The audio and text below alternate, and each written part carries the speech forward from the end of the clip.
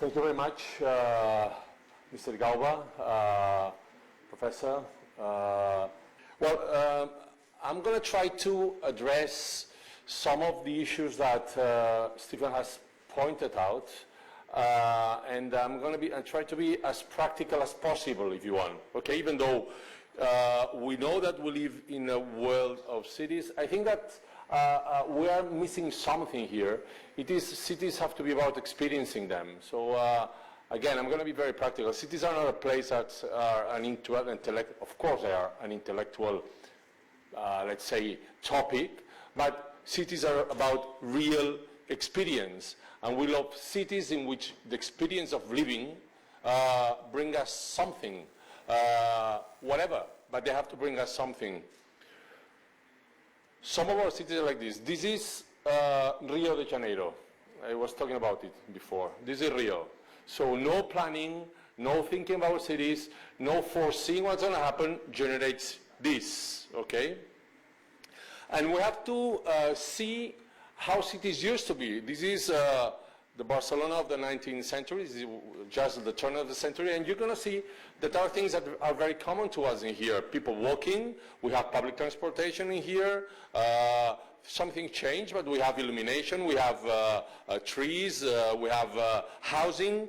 The challenge at that time was, at least in Europe, hygienism, urbanization, and the social utopias, which during the 20th century, and this is also Barcelona, end up to talk about mobility issues, suburbanization. One of the main harms of bad urbanism on earth is suburbanization.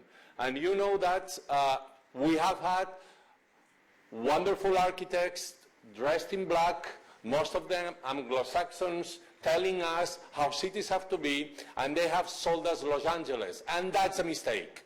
That's a mistake. Having Los Angeles on the earth is a mistake. Having the outskirts of Shanghai, having Shenzhen is a mistake. And the Chinese know it. And that's why they want to change that. But it can be too late. And you know what happened in Europe, in Paris, for example. Paris is a wonderful city, in the city center. But the banlieue is a disaster. The outskirts of Paris are a disaster. Social problems, bad commuting. Why should we copy that? Why are we copying that? That's a pure disaster. Cities that work are the ones that have addressed issues such as social justice, equal reach for water systems, sanitation, right from the start, good housing. And good housing is not big high-rises. Good housing is not either small houses, one put beside the other, as in London. That's a pure disaster. That's why London needs, how do they call it? I don't know, excuse me for my English, the congestion charge. That's a pure disaster. These are the things that we have to learn. And the good news about your country is that, well, when the independence, the fathers of the nation decided that urban cities were not exactly, you just only have to read Gandhi. I mean, and someone decided that cities were not the place in which things had to happen. I think it's been a liability for a certain time, but you have a great opportunity to rebuild your cities into an intelligent way. And that's what we are trying to address in here. So 21st century is about smart digital living, and I'm going to talk, I'm not going to play the violin in here. I'm going to talk about real examples, and social equality. India is one of the most digitalized countries on earth. At least India is one of the internet engineers, producers of the earth. Anyone working in the internet world, in the digital world, knows an Indian. They work here, but they work in Barcelona, they work in New York, they work in Cape Town. You are everywhere. So you have a population, at least in a certain fringe of it, that is aware that digital life is here to stay. So we have to provide digital services. And these services do really exist. So we have to make sure we, commissioners, mayors, ministers, secretaries like Mr. Galba, we have to make sure that we really can assess the companies that are selling us things. And there are very, very important companies on Earth selling us bracelets and mirrors. They're selling us sensors, they're selling us everything. They tell us that they have the solution for all the problems of the city, and that's not true. That's not true. I've been a mayor. That's not true. I've been the mayor of the city that became and still is the first smart city on the world, in the world. I know how it works. I know how it works. They come to you. They come to you as we Spaniards used to go to South America in the 15th century.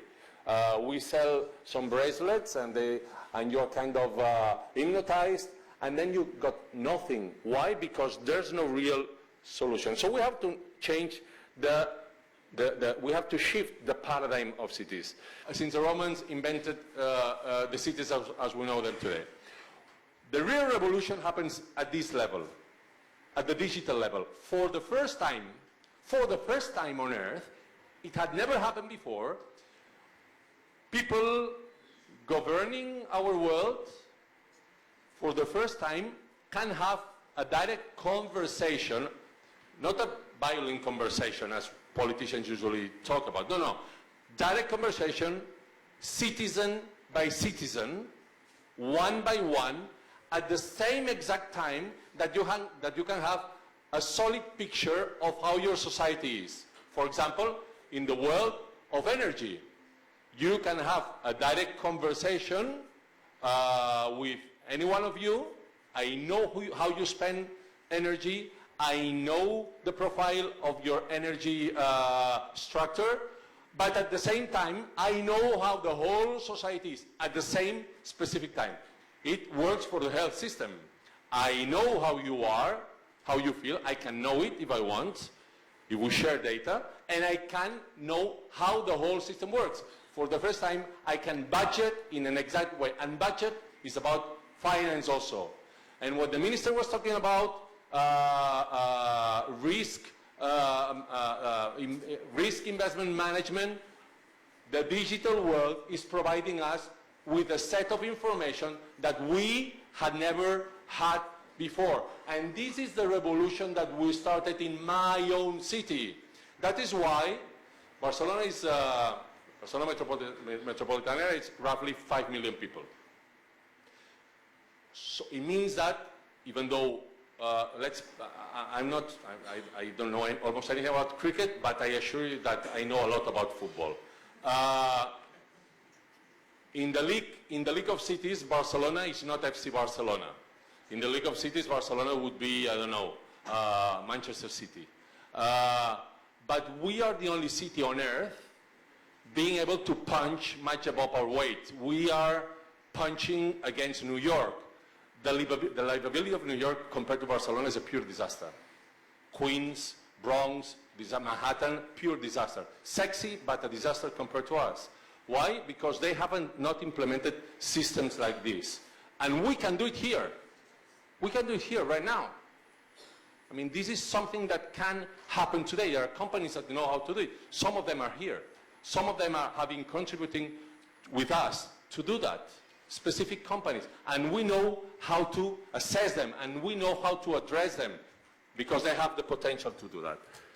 The second thing is that we have to mix people, information, nodes, public space, infrastructure, and environment. And you know what?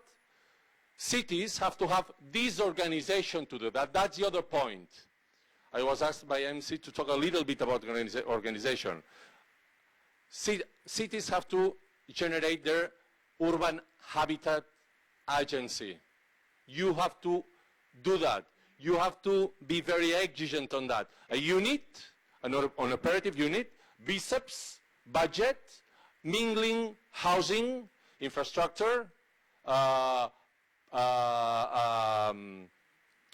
management, public soil management, and environment. Everything mixed together, of course, with ICT. This is the way to change things. We need big infrastructures. We have to be hyper-connected to the world. We have a mantra for the cities. We say that cities should become human-scale self-sufficient from the energetical point of view, productive, formed by productive neighborhoods, hyper-connected, which means that we need big airports, we need highways, and we need connection, soft connection to Earth. But things happen at a human scale. And you have to have a smart city strategy also. Smart city strategy means to have a solid vision. We have to have solid visions for what we have to have a smart city. Smart cities are about people, not about wires, not about sensors. That's why we have to have mixed-use urban development to increase productivity, to use efficiently the resources that we have, the ones that we have. And that's why we have to make a kind of baseline for each city to know in which position the city is at each one of the verticals. We have seen many cities launching their smart city program without really knowing where the hell they want to go, neither where they come from. And it happens everywhere. You don't have to punish yourself. It happened in Europe, it happens in Europe, it happens in America, it happens everywhere.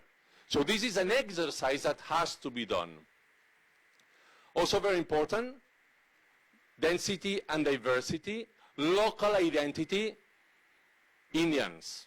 This is an amazing culture. We always come here and we all love to say that we love Indian culture. Okay, that's true, but the ones that have to love your own culture is yourselves. Not us. We are foreigners. We might be interested in it. Of course, we fall in love with you. But you are the ones that have to demonstrate that in everything you do. Also in building your housing schemes, your public space schemes. There's no good public space if the public space is not well designed, if the public space is not smart. Technology allows us to talk about it in a different way.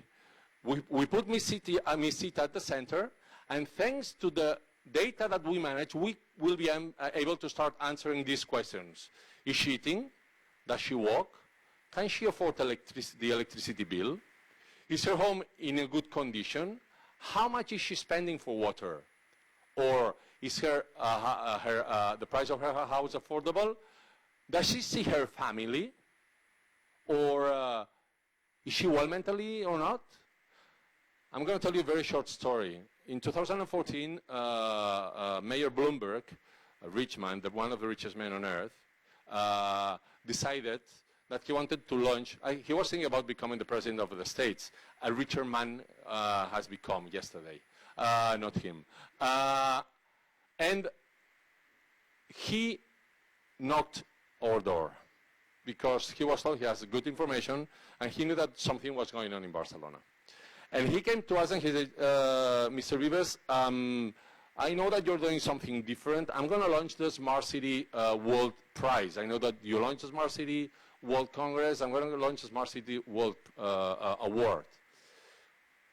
I said, okay, congratulations. Are you going to go for it? I said, well, yes.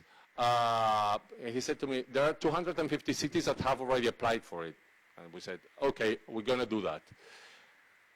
We won the award, not because Bloomberg invited us, but we were the only city presenting a smart city project that was not based on lighting, waste management.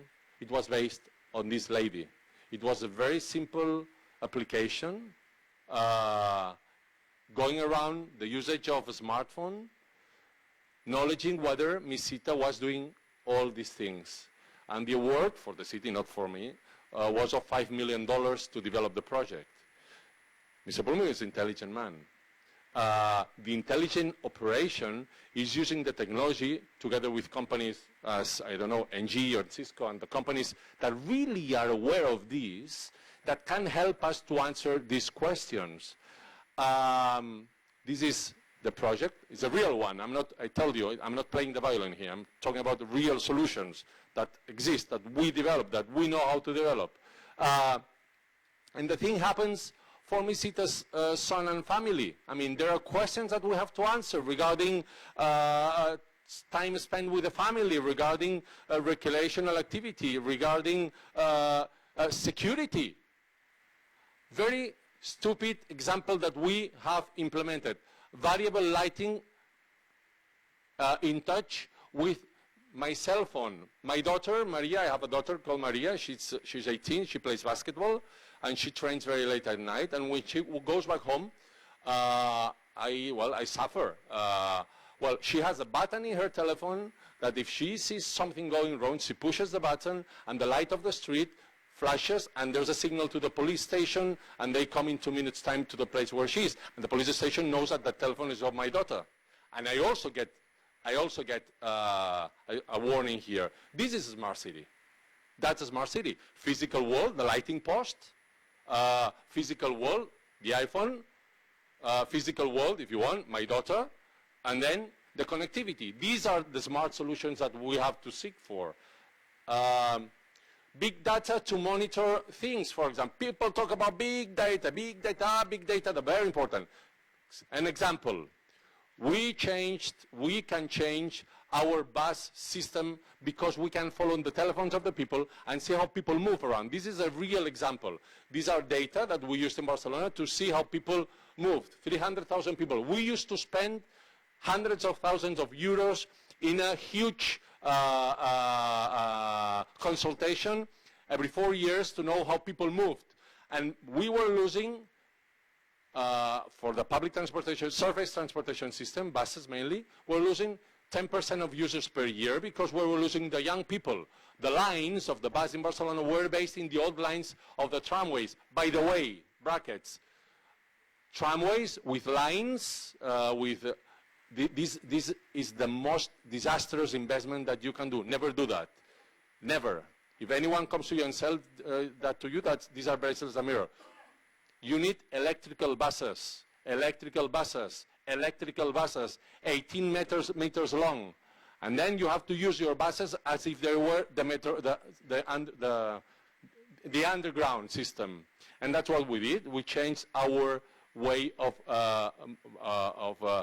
organizing the surface transportation. And now we are recuperating 17% of users per year, most of them coming from people from 18 till 35.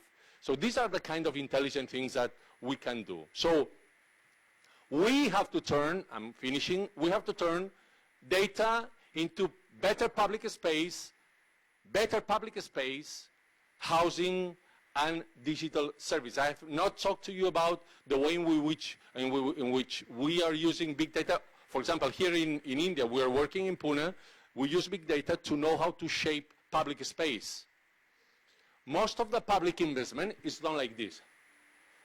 Always with that guy dressed in black telling you how you have to make your city. Usually speaking better English than I do. Coming from a Latin country, neither a southern country, but a northern very rich country. They tell you have to do this and that and that. They go away and you get the thing there and you don't know what the hell to do with it. Enough of it. Enough.